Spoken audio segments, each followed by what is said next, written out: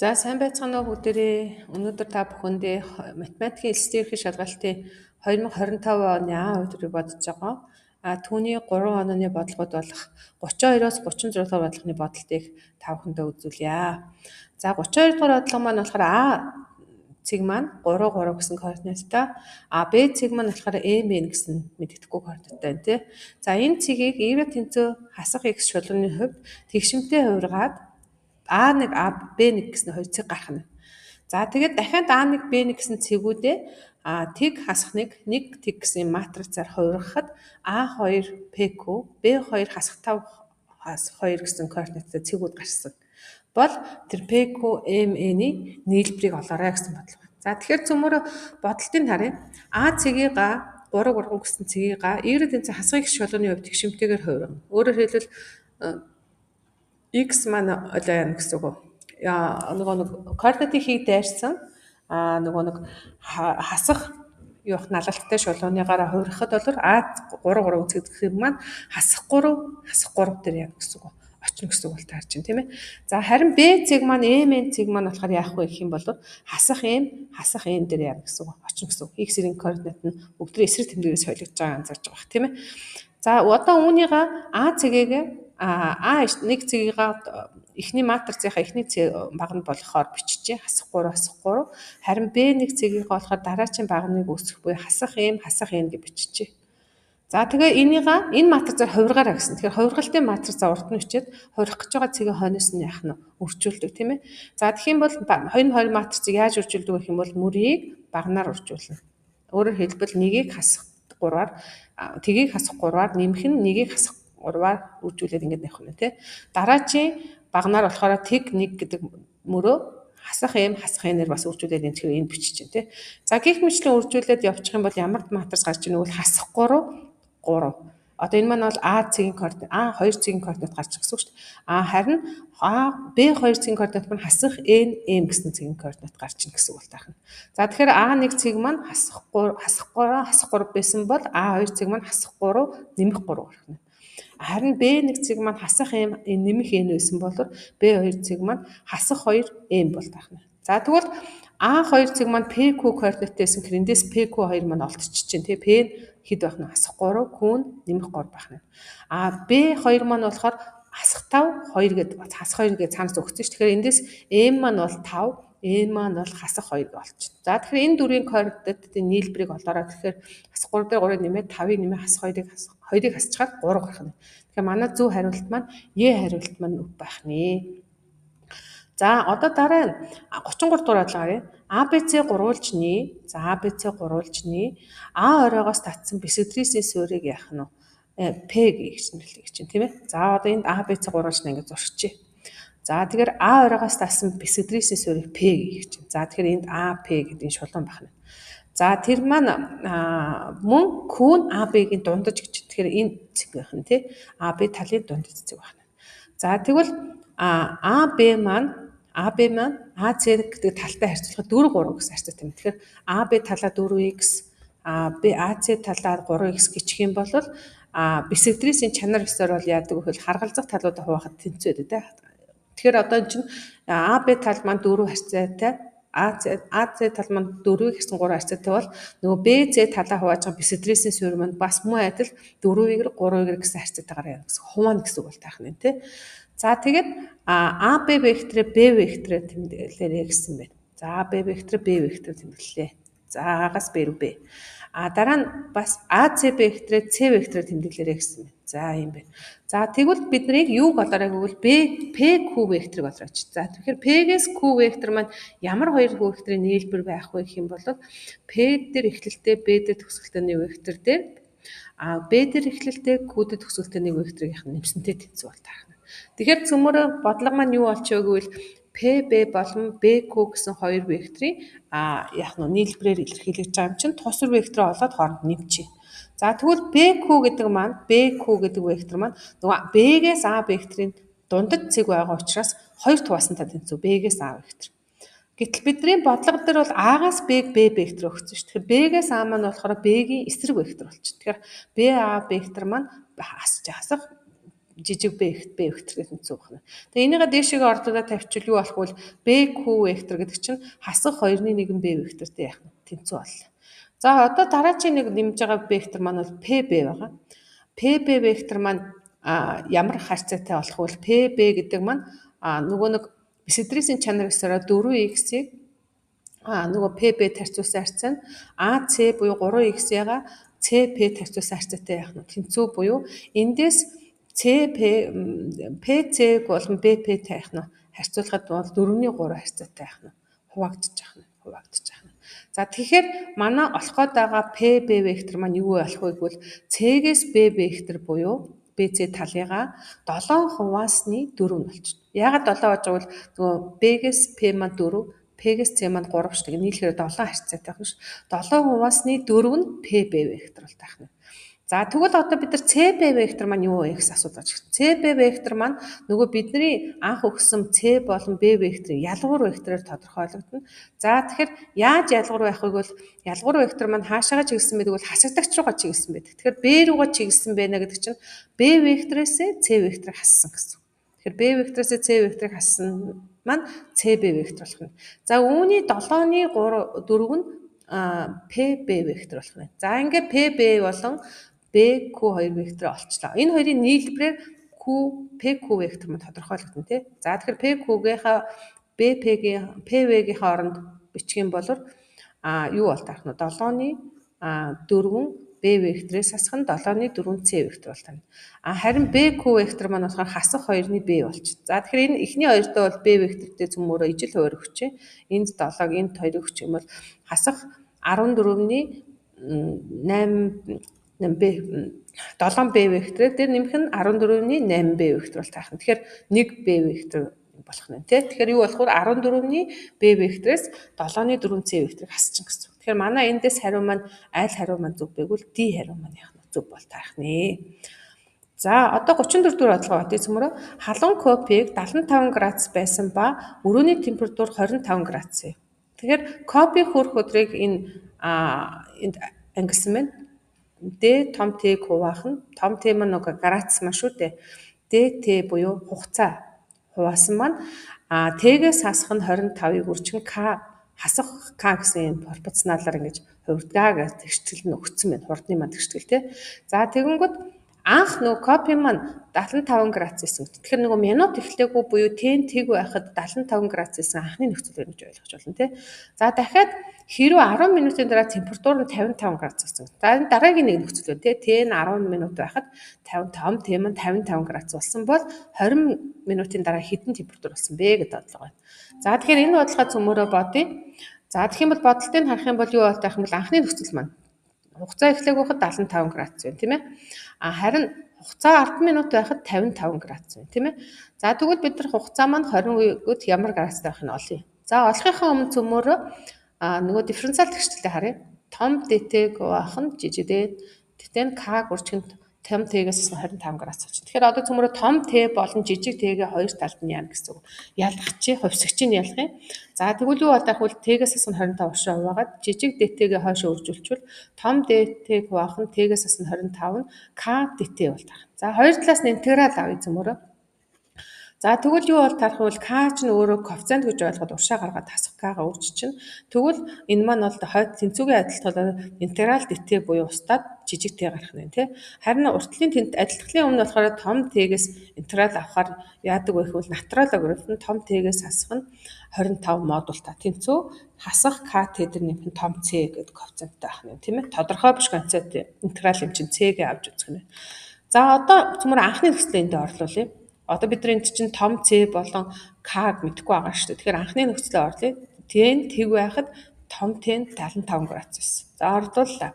Тэгвэл том T-гийнхаа оронд хэдийг орлуулах нь 55-ыг K T жижиг T-гийнхаа оронд T-ийг орлуулах. Тэгэхээр эндээс C буюу коэффициент маань тогтмол маань натурал логарифм 50 градус болчихчих. За одоо энэ олсон C-гээ нөгөө дифференциал тэгшийнхаа ерөнхий шийдэн дээр яах нь C-гийн оронд орлуулчих. Тэгвэл юу бол таарах вэ гэх юм бол натурал логарифм модуль дотор t-гээс хасах 25 маань k хасах kt дээр нэмэх натурал логарифм 50 болчихлоо. Одоо энэнийхээ хоёр дахь нөхцөл болоход t-гийнхээ оронд 10 минутыг тавихад том t маань 55 градус гэдэг орлуулчих. За тэгвэл 55-аас асах нь 25 натурал логарифм тэнцүү хасах 10t k дээр нэмэх нь натурал логарифм 50 болчихно. За эндээс юу болох вэ? 55-аас 25-аас гэж 30 болчихно тийм. Натурал логарифм 30 тэнцүү хасах 10k дээр нэмэх нь натурал логарифм 50 болох нэ. Тэгэхээр хасах 10k-га уршаа оруулаад натурал логарифм 30 хоошоо яах нь оруулчих. Тэгвэл юу болдох вэ? 10k тэнцүү натурал логарифм 50-аас натурал логарифм 30. Логарифмын арын илэрхийлэл юу яах вэ? Тойрны адилхан байхад хасчихвэл арын илэрхийлэл хуваачдаг. Тэгэхээр 10k маань натурал логарифм 50-ыг байх нь 30 буюу хураагдаад 3.5 яах нь тэнцүү бол тарах нь тийм. Тэгэхээр k тэнцүү 10 хойш оруулаад очвол 10-1 хүчин натурал логарифм 3.5 бол тарчна. За ингээ k коэффициенттэй болчлоо. Тэгэхээр нөгөө анхны нөхцөл дифференциал ерөнхий шийдвэрийн k-гийнхаа оронд 10-1 хүчин натурал логарифм 3.5 орлуулаад c-гийнхаа оронд дээр байгаа натурал логарифм 50 яах нь орлуулчвал ийм тэгшил гарчиж байна. За одоо энэ маань бол тухайн шийдвэр ашиглаад олцсон учраас манай эцсийн хариу бол тарах нь тийм. Энэ хариун дээрээ одоо t-гийнх нь оронд буюу минутын оронд 20-ыг орлуулах нэ. За тэгвэл юу бол тарах вэ? Хасах 10-1 нь t гэдгийнхаа оронд 2-ыг орлуулчих 20-ыг орлуулчвал хасах 2 болчих. Тэгэхээр хасах 2 натурал логарифм 3.5 дээр нэмэх нь натурал логарифм 50. За одоо тэгэхээр юу бол тарах вэ гэвэл энэ логарифмын арын илэрхийллийн зэрэг бол оршин хасах 2 маань тий. Тэгэхээр юу бол тарах вэ гэвэл натурал логарифм 3.5-ийн квадрат болчихно. 3.5-ийн квадрат. Тэгэхээр 3.5 чинь квадрат гэдэг шиг 9.5 буюу за 29.5 буюу энэ маань нөгөө хасах зэрэгтэй учраас байрын солигдчиход 25.9 болчихно. За тэгэхээр ижил сүртэй логарифмууд хооронд нэмж яхад арын илэрхийлэл үрждэг гэхээр 25.9-ийг 50-аар яах нь үржүүлчих юм. Тэгэхээр 50 25 2 маань хураагдвал энд 2 үлдэнэ. 2-ыг 9-оор үржүүлжүүл 18 градус болох нь. Тэгэхээр натурал логарифм t дээр нэмэх нь 25 градус маань натурал логарифм 18 градус тэнцүү байх нь. Тэгэхээр энэ хоёрын хоёулаа натурал логарифм хооронд тэнцүү авч арын илэрхийлэл нь хоорондоо тэнцүү буюу том t-гээс асах нь 25 градус 18 градустай байх нь тэнцүү байх нь. За тэгэхээр эндээс t-гээс асах нь 25 маань 18-тай тэнцүү, t маань 43 градустай тэнцүү байх нь. Модулаас гараагүй байгаа шүү дээ. За нөгөөх нь шийд нь бол шийд биш болчихно. Яагаад нөгөө градус маань хасах руу орчин тий. Манай өрөөний температур маань нөгөө 25 градусаас яах нь бага доошоо орохгүй шүү дээ. Өрөөний температур маань 25 градус авч. Тэгэхээр манай кофеолор 20 минутын дараа бол 43 градусын халуунтай байх нь буюу А хариу маань зөв хариу байх нэ. За одоо дараагийн бодлого болох 35 дахь бодлого авъя. AX дээрийнхэн B-ийг тэнцүү 3, CX дээрийнхэн D-ийг тэнцүү хасах 3 гэсэн юм систем байна. За энэ системийг матриц хэлбэрээр яах нь бичвэл нөгөө хувьсгчдын өмнөх коэффициент болох A, B, C, D маань ийм үндсэн матриц маань А матриц гэдэг тэмдэглэжээ гэж юм тий. За түүний уруу матриц нь бол 4 хасах 2 7 байх юм бол X-с Y гэдэг олоорой гэсэн байна. За тэгвэл систем тэгшлэлээ цөмөр матриц хэлбэрээр бичиж. Тэгвэл яаж бичих вэ? Нөгөө том А буюу коэффициентуудынх нь үүсгэсэн матриц буюу том А-га хувьсгч болох X, Y-ийн том X матрицаар үржүүлсэн маань B матрицаар тэнцүү. B маань одоо энэ тэнцүүгийн ойдолд байгаа 3 хасах 3 гэсэн багнан матриц шүү дээ. За одоо ингээ X, Y-г олохын тулд цөмөр яах ёстой вэ гэх юм бол нөгөө X-ийг олохын тулд энэ А-г алга болох хэрэгтэй байна шүү дээ. А матрицыгаа уруугаар нь урдаас нь үржүүлж өгнө. Матрицыг хамаагүй үржүүлж болохгүй шүү дээ. Урдаас нь үржүүлээд А матриц маань алга болно. Тэгэхээр юу болох вэ? X матриц маань тэнцүү, А-гийн уруу B-гээр үржүүлсэндээ тэнцүү болчихно. Тэнцүүгийн ойролцоог А-гийн уруугаар урдаас нь үржүүлсэн байна шүү дээ. За ингэнгүүт яах ёстой вэ гэх юм бол нөгөө А-гийн уруу биднэрт аль хэдийн өгсөн байна тий. Энэ 4 2 хасах 2 7-г өгсөн.